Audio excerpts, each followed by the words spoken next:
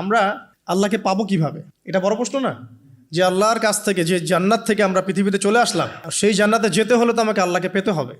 আল্লাহকে পেতে হলে আমার কি কি করণীয়, খুব শর্ট করে আমি কয়েকটা পয়েন্টস আপনাদেরকে শেয়ার করছি। 1 নাম্বার, আল্লাহকে পেতে হলে অবশ্যই তার নবী মুহাম্মদ সাল্লাল্লাহু আলাইহি ওয়াসাল্লামকে অনুসরণ করতে। এছাড়া আল্লাহকে পাওয়ার দ্বিতীয় কোনো পথ নেই।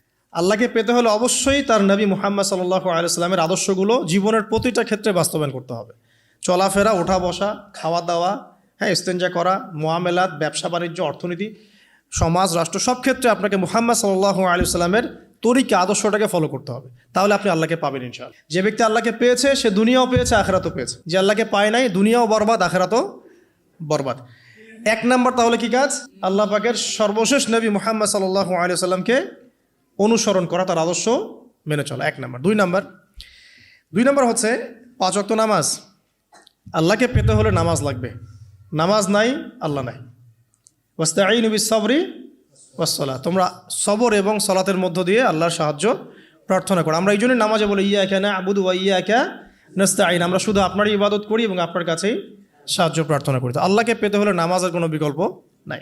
আল্লাহকে পাওয়ার তৃতীয় একটা মাধ্যম বলে দিই আমি, সওম বা রোজা রাখা। অল্প সময় গুটিয়ে নিচ্ছি, সওম বা রোজা রাখা। রোজা কেন আল্লাহকে পাওয়ার মাধ্যম জানেন? কারণ রোজা রাখা অবস্থায় আমরা কিন্তু গোপনে পানাহার করি না, করি?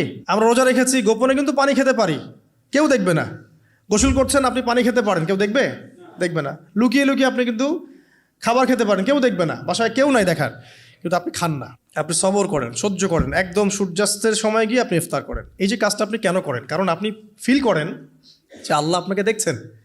কেউ আপনাকে দেখুক না দেখুক, আল্লাহ আপনাকে দেখছেন। এটাই হচ্ছে ইহসান, এটাই হচ্ছে আল্লাহ পাকের মারিফতকে উপলব্ধি করা। আল্লাহ রাসূল সাল্লাল্লাহু আলাইহি ওয়াসাল্লাম বলেছেন, ইহসান হচ্ছে আন তা'বুদাল্লাহা কাআন্নাকা তারাহ, তুমি এমনভাবে আল্লাহর ইবাদত করবে যেন তুমি আল্লাহকে দেখছো। ওয়া ইল্লাম তাকুন তারাহু ফাইন্নাহু ইয়ারাক, তুমি আল্লাহকে দেখতে না পারলেও বিশ্বাস করবে আল্লাহ তোমাকে দেখছেন। তো এটা রোজা রাখলে উপলব্ধি হয় না যে আল্লাহ আমাকে দেখছেন? এটা হচ্ছে আল্লাহকে পাওয়ার মাধ্যম।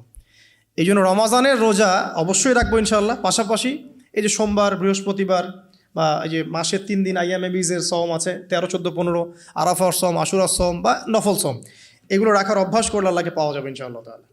আল্লাহ পাক আমাদেরকে বেশি বেশি সওম রাখার তৌফিক দান করুন।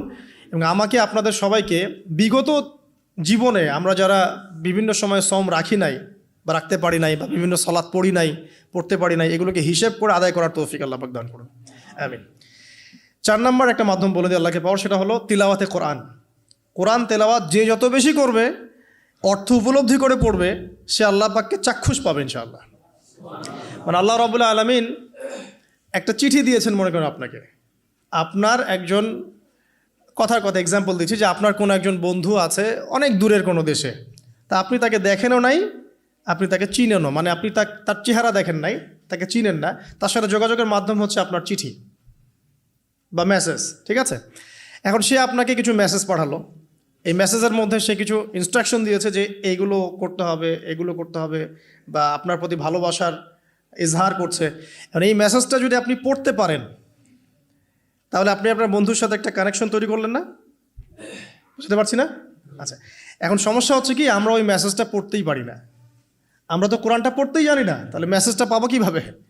আর যারা পড়তে জানি সেই ভাষাটা বুঝি না। এখন ওই বন্ধু মনে করেন চিঠি লিখেছে বাংলা ভাষায়, আর আপনি বাংলা পড়তে জানেন না, তাহলে কি পারবেন উপলব্ধি করতে তার মনের ভাব, সেই বন্ধুর আবেগ, ভালোবাসা, প্রেম আপনি কি উপলব্ধি করতে পারবেন?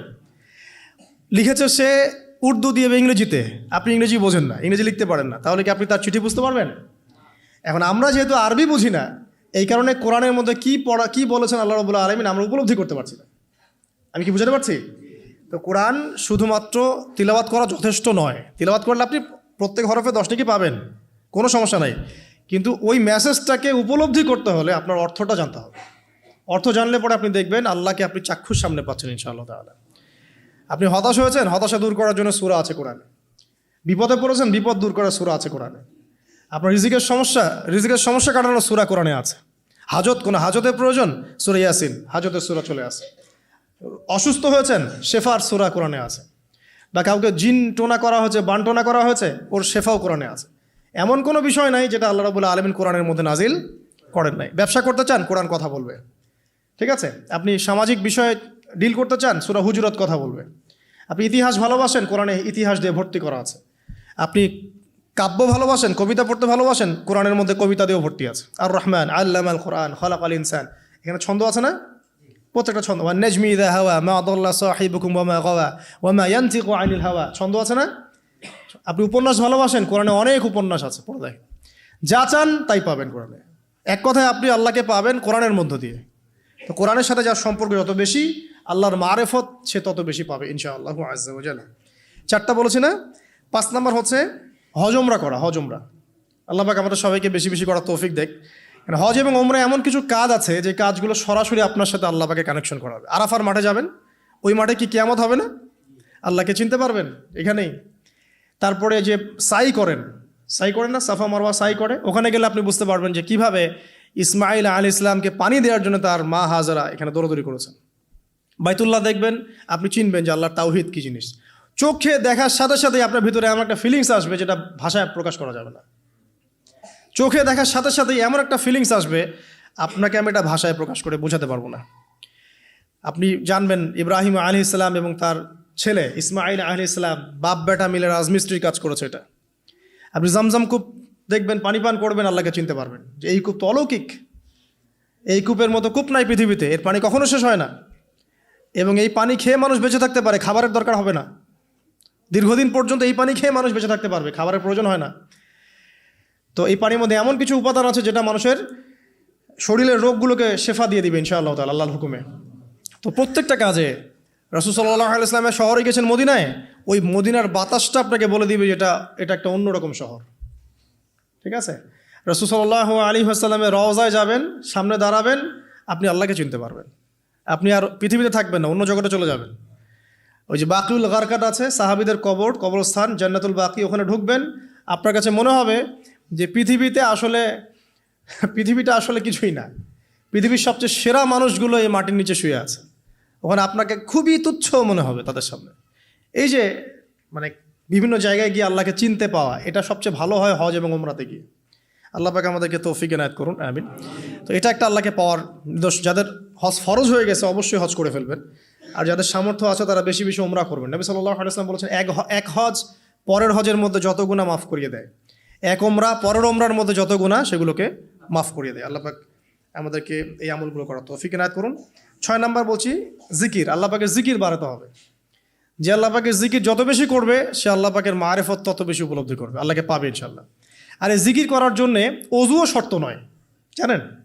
আল্লাহর জিকির করার জন্য কিন্তু অজু শর্ত নয়। আপনি মনে মনে চলতে ফিরতে অলওয়েজ সুবহানাল্লাহ, আলহামদুলিল্লাহ, আল্লাহু আকবার, লা ইলাহা ইল্লাল্লাহ, আস্তাগফিরুল্লাহ পড়তেই থাকতে পারেন। কষ্টের কিছু আছে? খালি জবান চলবে। মাঠে কাজ করছেন, ওই যে লাঙল দিয়ে কাজ করছেন, সেচ দিচ্ছেন, আপনি পড়তে থাকবেন আস্তাগফিরুল্লাহ ওয়া আতুবু ইলাইহি, লা হাওলা ওয়ালা কুওয়াতা ইল্লা বিল্লাহ, সুবহানাল্লাহ, আলহামদুলিল্লাহ, লা ইলাহা ইল্লাল্লাহ, আল্লাহু আকবার। কোনো সমস্যা নেই। রান্না বান্না করছে মেয়েরা, এটা করতে করতে পড়তে পারবে না? গাড়ি ড্রাইভ করতে করতে আপনি পড়তে পারবেন লা ইলাহা ইল্লাল্লাহ ওয়াহদাহু লা শারীকা লাহু, লাহুল মুলকু ওয়া লাহুল হামদু ওয়া হুয়া আলা কুল্লি শাইইন কাদির। যে কোনো কাজ করতে করতেই ইল্লাল ইস্তেনজা বাদ দিয়ে। ইস্তেনজা কি জিনিস? প্রসাব পায়খানা। এই সময় এগুলো মুখ দিয়ে বলবেন না, দরকার নাই। আপনি এরপরে যে সময়গুলো আছে এগুলোতে আপনি জিকির বাড়াবেন। যে যত বেশি জিকির করবে তার কলব তত বেশি পরিচ্ছন্ন হবে। যার কলব যত পরিচ্ছন্ন, আল্লাহর নূর তার কলবে তত বেশি আসবে, সে আল্লাহ পাকে তত কাছে পাবে ইনশাআল্লাহু আজ্জা ওয়া জাল। 7 নাম্বার দোয়া ইস্তেগফার বাড়িয়ে দেয়া। আল্লাহর কাছে বেশি বেশি দোয়া করতে হবে। দোয়া বাড়িয়ে দেন। দোয়ার জন্য হুজুর ডাকতে হবে না, দোয়ার জন্য আমাকে ডেকে বাসায় খাওয়ানোরও দরকার নেই আপনার। দোয়ার জন্য আপনি যথেষ্ট। নামাজে দাঁড়ান, নামাজের সেজদায় দোয়া করেন। নফল নামাজ পড়েন, নফল নামাজের সেজদায় দোয়া করেন। নামাজের পরে হাত তুলে দোয়া করেন প্রয়োজনে। নামাজে সালাম ফেরানোর আগে দোয়া করেন। যে কোনো ভালো কাজ করেছেন তারপর দোয়া করেন। ঠিক আছে? কোরআন তেলাওয়াত করলেন, দোয়া করেন। তাহাজ্জুদের ওয়াক্তে দোয়া করেন। বৃষ্টি পড়ছে তখন দোয়া করেন। ঠিক আছে? মানে দোয়া কবুলের মোমেন্ট, সময়গুলো, আজান হয়েছে, আজান ইকামতের মাঝখানে দোয়া করেন। এই যে এখন খুতবা হচ্ছে, এই সময় দোয়া করেন, দোয়া কবুল হবে। দিনী মজলিসে বসেছেন, দোয়া করেন। দোয়া করতে থাকেন মনে মনে। যত বেশি আপনি দোয়া করতে পারবেন আল্লাহর কাছে, ইনশাআল্লাহ আল্লাহকে আপনি তত কাছে পাবেন ইনশাআল্লাহ। এটা আল্লাহকে পাওয়ার অন্যতম মাধ্যম। এবং ইস্তেগফার মানে কি? তওবা করা। আস্তাগফিরুল্লাহাল্লাযী লা ইলাহা ইল্লা হুয়াল হাইয়ুল কাইয়ুম ওয়া আতুবু ইলাইহি। এটা বেশি বেশি পড়বেন। দিনে কমপক্ষে 70 বার বা 100 বার পড়ার চেষ্টা করবেন। আল্লাহ পাক তৌফিক দান করুন। কয়টা বলেছি ভাই? 7টা। আচ্ছা, 8 নাম্বার হচ্ছে সদকা করা। দান সদাকা আল্লাহর কাছে খুব বেশি পছন্দের। দান সৎকা করার জন্য সম্পদ লাগে না, আমার কথা শোনেন। দান সৎকা করার জন্য সম্পদ লাগে না, কলিজা লাগে, মন লাগে। বহু বড় বড় মানুষ আছে দান সৎকা করতে পারে না, কোটিপতি, জাকাত দেয় না, আছে না? আর বহু গরিব মানুষ ভ্যান চালায়, কৃষিকাজ করে, দেখবেন 100 টাকা দান করে দিল। মন থাকতে হয়, মন, কলিজা বড় থাকতে হয়। তো যাদের কলিজা বড়, মন বড়, তারা দান সৎকা করতে পারবে ইনশাআল্লাহ। আর যার মন বড়, সেখানেই তো আল্লাহ নূর আসবে। সংক্ষিপ্ত মনে কি, সংকীর্ণ মনে আল্লাহ নূর কোত্থেকে আসবে? কথা বুঝতে পারে নাই? তো দান সৎকা বাড়ান। আপনি 1 টাকা দান করেন, 5 টাকা দান করেন, হালাল রিজিক থেকে 1 টাকা দান করেন, সেটা আল্লাহর কাছে অনেক বেশি পছন্দের। একটা হাদিসে নবী সাল্লাল্লাহু আলাইহি ওয়াসাল্লাম বলেছেন, হালাল উপার্জন থেকে আল্লাহর বান্দারা যখন একটা খেজুরও দান করে, আল্লাহ পাক সেই একটা খেজুরকে আস্তে আস্তে বড় করতে থাকেন, বড় করতে থাকেন, বড় করতে থাকেন। এটা এক পর্যায়ে পাহাড়ের সমান হয়ে যায়। এবং কিয়ামতের মাঠে মানুষ তার দান এবং সদাকার যে ছায়া, এই ছায়ার নিচে অবস্থান করবে। আপনার বিপদ হয়েছে, দান সৎকা করেন, বিপদ দূর হয়ে যাবে ইনশাআল্লাহ। জটিল কোনো রোগ হয়েছে, কোনো ডাক্তার ট্রিটমেন্ট করতে পারছে না, সৎকা করেন, রোগ ভালো হয়ে যেতে পারে ইনশাআল্লাহ।